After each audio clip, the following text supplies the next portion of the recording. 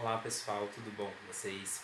Eu sou médico formado há um ano e meio e eu lido muito com o SUS. Então eu vou falar algumas coisas que infelizmente acontecem no Sistema Universal de Saúde do Brasil, que é o SUS, que poderiam evitar muitas mortes se não fossem feitas dessa forma. Mas antes eu vou falar bem do SUS também, porque tem que falar os dois lados. O SUS ele é um sistema, o Brasil é o país com o maior número de habitantes que possui um sistema universal de acesso à saúde. A gente tem que valorizar muito. O SUS tem o maior sistema de transplantes gratuito do mundo, acho que só perde para os Estados Unidos, salvo engano. Tem o maior sistema de imunização, é modelo referência da OMS, as mortes evitadas por isso. Ele também é modelo no tratamento de HIV/AIDS, o único país que oferece tratamento gratuito em todas as fases do HIV, desde o diagnóstico precoce, campanha de prevenção até tratamento e prevenção das complicações da AIDS. Por exemplo, nenhuma pessoa consegue comprar medicamento para HIV, só consegue diretamente pelo SUS, tem que ir na farmácia do SUS buscar, nenhum lugar pode vender medicamento do HIV. Você vê como o sistema é importante e funciona, até porque o Brasil vem reduzindo bastante os índices de HIV em algumas faixas etárias, lógico. Em relação a cirurgias complexas, 85% dos sistemas das coisas mais complexas na área da saúde, como grandes cirurgias, etc., são realizadas no SUS. E eu até hoje me pergunto, falei, como que um país como o nosso, com tanta carência, com tanta deficiência, conseguiu fazer um sistema como o SUS? Fico impressionado, porque hoje a gente consegue construir nem uma rodovia direito, quanto mais um sistema desse. Sem contar os hospitais maravilhosos que a gente tem, o Hospital das Clínicas da USP, o Complexo Hospitalar da USP, o Instituto da Criança da USP, tudo público, nível excelência mundial, referência, disputa com os melhores aí mundo afora, o Instituto de Cardiologia da USP, gente, é perfeito, eu sempre estou lá, porque eu trabalho com uma empresa de ambulância, então eu sei muito bem o que eu estou falando. Mas eu vou falar de uma outra coisa, uma coisa um pouco mais chata. Eu, por exemplo, antes de comentar a parte mais chata do SUS, eu queria relembrar que eu sou fã do SUS, e eu, desde que eu me formei, eu só trabalhei em dois lugares com plantões de hospitais privados, que foram horríveis. Não me senti à vontade, me senti pressionado, é um público diferente, não gostei. Prefiro mil vezes trabalhar no SUS, sempre trabalhei no SUS e estou muito bem. É que agora eu não estou trabalhando mais com plantões, trabalho com uma empresa de remoção particular. Então, por isso que agora modificou, eu não trabalho mais em pronto-socorro. Por conta devido à minha falta de experiências, eu prefiro não me arriscar mais, porque vai que uma hora chega um caso mais complexo, eu não consigo lidar pela falta de experiência, porque eu tenho só um ano e meio de formado e ainda não tenho residência médica. Aí eu queria falar de outras coisas, por exemplo. Vamos lá, começar a falar um pouquinho dos problemas. Quando o paciente chega numa emergência pública, em pronto-socorro, ele é passado pela classificação de Manchester, que é aquelas lá, as cores vermelho, laranja, amarelo e verde. Os enfermeiros são muito bem capacitados para isso, eles têm uma baita responsabilidade com relação a isso. Então, se você for classificado de verde, você vai ter que esperar, não está grave, as enfermeiras têm capacidade para isso. Agora, se você for classificado amarelo ou vermelho, aí a história muda. Os enfermeiros têm total capacidade para isso. Por exemplo, você chega a dor torácica lá na triagem, a enfermeira na hora vai pedir um eletro, independente se você tem fatores de risco ou não. Entendeu? Você vê aí, a partir disso, ela já mostra o eletro na hora do médico, que é um infarto, uma emergência, e se for infarto, realmente já vai para a sala de emergência. Isso foi só um dos casos. Por exemplo, quando o paciente chega e já vai direto para uma sala de emergência no SUS, significa que está grave. Baseado na triagem da enfermagem, ou se deveria do SAMU, etc., ele vai para a emergência. Na emergência, uma das principais coisas que, por exemplo, vamos citar os principais casos de emergência, vai um infarto, que é uma emergência médica, não pode esperar, é vermelho e tem direto para a sala de emergência receber o tratamento. O infarto, os AVCs, geralmente quando acontece em casa os AVCs, os pacientes às vezes do nada começam a ficar ou com braços dormentes, não conseguem mexer mais os braços, boca torta, ou até mesmo tem um rebaixamento do nível de consciência. O que é isso? O paciente começa a ficar mais sonolento, meio que desacordado, perder a consciência. Isso também é uma emergência. São bastar os dois casos. Então, por exemplo, o paciente chegou numa emergência. O que acontece? Ele vai direto para a emergência, o médico, o pessoal vai avaliar, vai fazer o tratamento que for preciso para estabilizar o paciente, né? E assim, o paciente for numa emergência, não adianta ficar ali na porta chorando, gritando, o que aconteceu, o que aconteceu? Calma, espera um pouco, eu sei que é um momento angustiante, eu sei que toda a família quer saber notícias, mas calma. O paciente chegou numa emergência, espera no mínimo 30 minutos a uma hora para poder voltar lá na emergência para perguntar o que aconteceu, caso nenhum médico, nenhum enfermeiro venha dar notícias. Aí, a partir... Espera até 1 hora se você conseguir aguentar, senão pelo menos 30 minutos. Aí você vai lá na emergência, perguntar o que está acontecendo com o seu paciente. Quando você chega lá, você tem que ser bem... Não chega gritando, não chega, tipo... Eu sei que às vezes você pode estar num momento de tristeza, momento de medo, de angústia, querendo saber notícias, mas calma, tenha calma para conversar com o médico, com o enfermeiro. É, Aí nesses casos, sempre tem que fazer alguma coisa. Por exemplo, o paciente chegou lá com muita falta de ar e até agora não foi feito nada, não deram oxigênio, zero nada. O que você pode fazer, por exemplo, nesses casos, é perguntar assim: nossa, doutor, mas por que o paciente está tão cansado para respirar?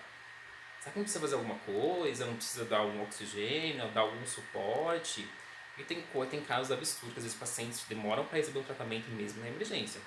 Então sempre fica atento a isso. Ou, por exemplo, e por que a pressão dele tá tão baixa, doutor? Não tem que fazer alguma coisa? Tipo, já faz tempo que tá assim. Não seria melhor fazer alguma coisa? Não tem algum medicamento que possa fazer? Com certeza, se você falar com um jeitinho, explicando a situação, você vai ser bem recebida. Eu tô falando isso porque geralmente tem alguns médicos aí que são um pouco chatos na emergência, principalmente pessoas assim, às vezes já tá cansado do trabalho, etc. Então tem um pouco de paciência. E tipo, não tente usar termos técnicos que você não conhece. Tipo, tá desaturando. Não fala assim, tá hipotenso, por exemplo. São termos mais palatáveis, porque tipo, quando você tenta querer debater no mesmo nível, você não vai conseguir, às vezes vai irritar mais o pessoal que sabe, entendeu? Então pergunta, por exemplo, doutor, por que a pressão está tão baixa? Não tem como fazer alguma coisa? Não é perigoso? Ou por que o coração dele está tão acelerado? Não é melhor ter algum medicamento? Não tem que fazer alguma coisa? Ou porque está tão baixa, o coração dele está batendo tão devagar?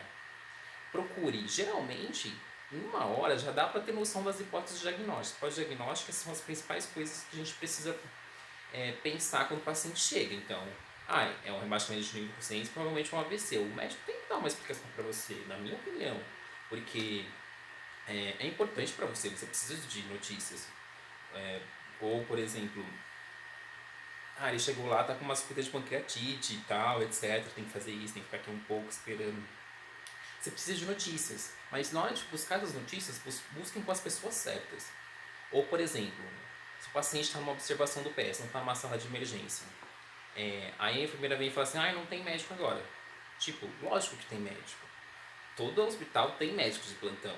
Se acontecer qualquer coisa em qualquer setor do hospital, por exemplo, uma enfermaria, o paciente está piorando, a enfermeira ou alguém tem que avisar imediatamente o médico. Mesmo que o médico da enfermaria não seja lá, na emergência tem médico 24 horas, esquema de plantão, todo lugar tem.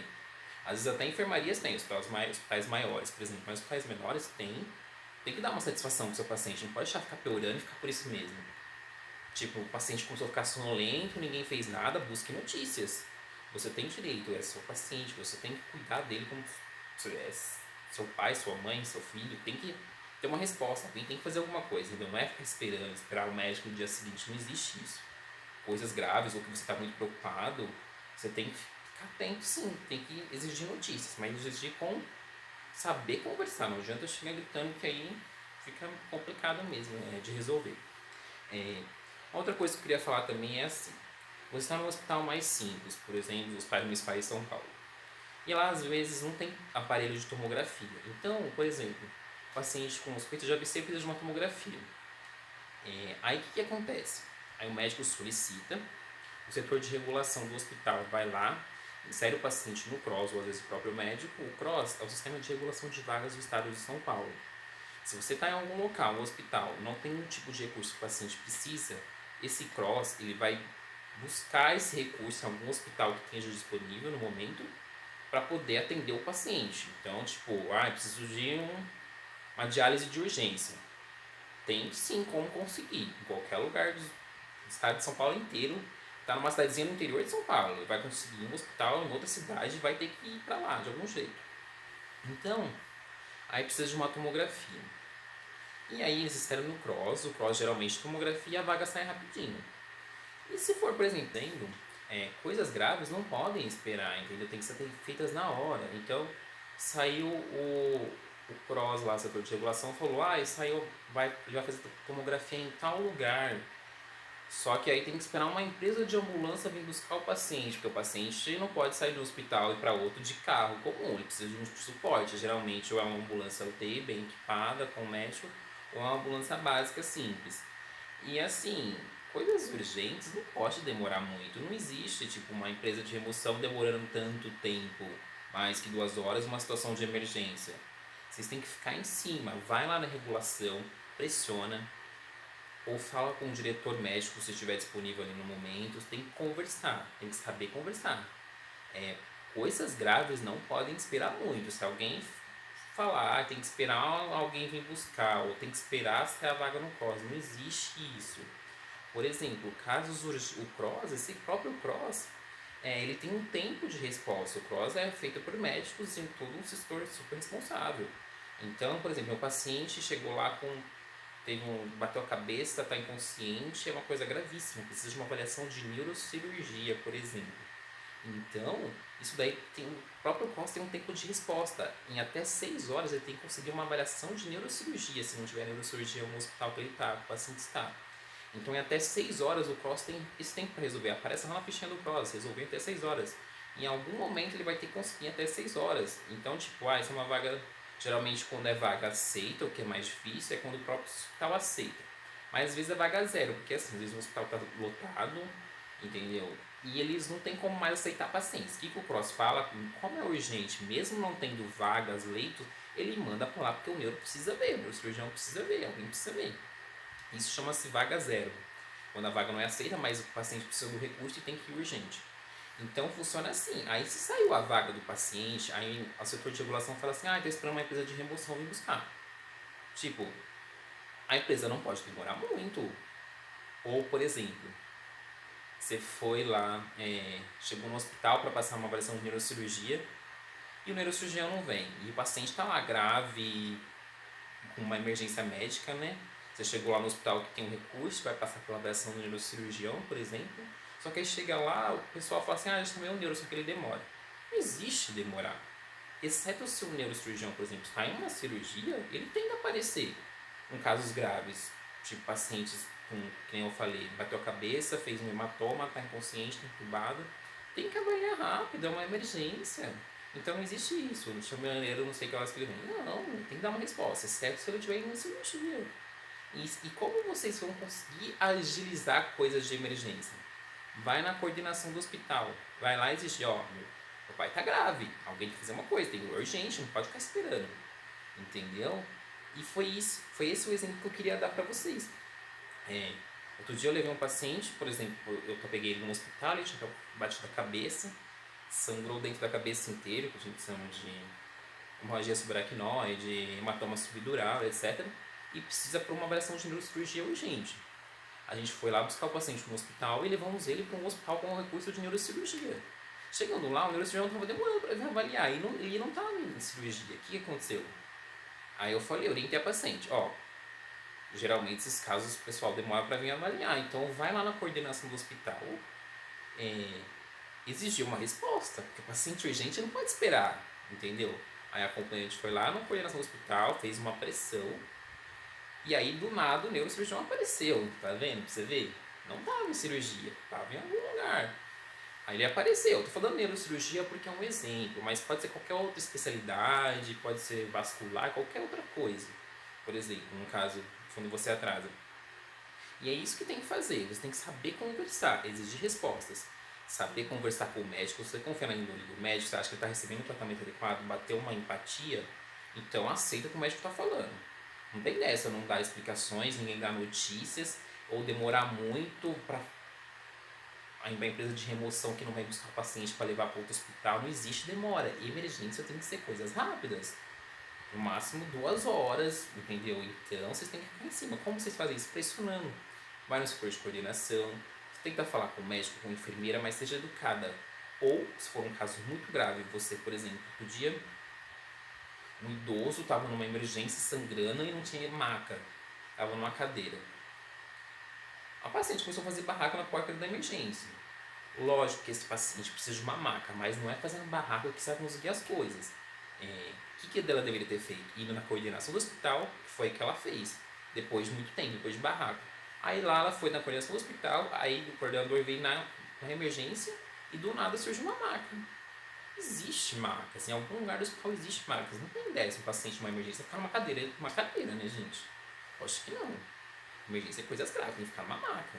Então você vai no lugar certo, vai numa coordenação do hospital, ou se quiser, você pode até, tipo, em casos extremos, gravíssimos, raríssimos, você pode chamar a polícia pode dar um boletim de ocorrência. Vê se não vai aparecer uma maca, vê se não aparece um recurso. Tem que aparecer emergência, tem que ser bem atendido. O SUS tem capacidade para isso, o SUS tem um cross. O SUS paga empresas de remoção para transportar pacientes de um lugar para outro, porque às vezes precisa fazer uma tomografia ou uma avaliação de alguma especialidade que não tem no hospital. E paga tudo certinho. Então vocês têm que exigir certo, saber conversar. Não adianta fazer barraco, que aí você pode ser presa, que não vai adiantar em nada. E a equipe fica tensa, acaba nem te dando uma atenção adequada. Saibam fazer as coisas certas. Eu só queria te falar isso para vocês saberem conversar. Geralmente vai na coordenação do hospital, tem que ter respostas, tem que. Não existe essa de demora, o SUS paga todo mundo certinho, geralmente, óbvio. O SUS tem recursos, só que precisa ser bem gerido. Tem os pais que funcionam e os pais que não, é exatamente falta de gestão. Então, vocês têm que tomar cuidado.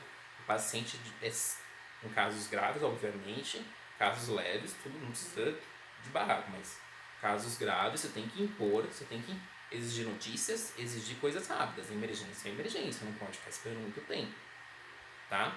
E eu queria falar isso pra vocês.